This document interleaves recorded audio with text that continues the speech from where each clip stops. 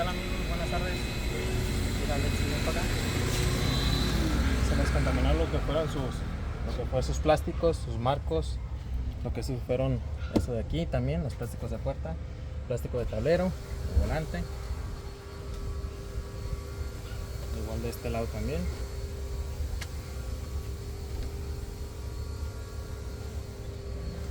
Acompáñame, Alexis. Y lo que es en la parte de la cajuela también. Igual se les contaminó esto. No sé si pueden alcanzar a ver. Al igual en el otro video que salga, les explico cómo quedó. El antes, digo más bien el antes, lo que es el antes y el después. Y afuera se hizo lo que fue el tratamiento de pintura. ¿Se cierra automática la web? Sí, ¿verdad?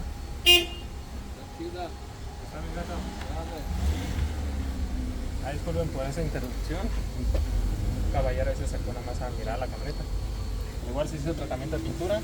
Si se fijan, ya quedó suavecita. Obviamente no lo pueden tocar, obviamente. Pero quedan suavecita la pintura. ¿Eso para qué es? Para evitar la gota de lluvia ácida, tanto en tus vidrios, te deja una protección, y en lo que es en tu carrocería.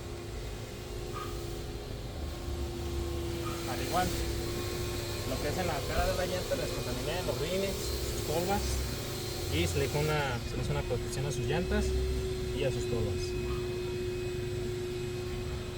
Igual cualquier cosa, estamos aquí en Isla Barlavento 1670A, Colonia Super Sur.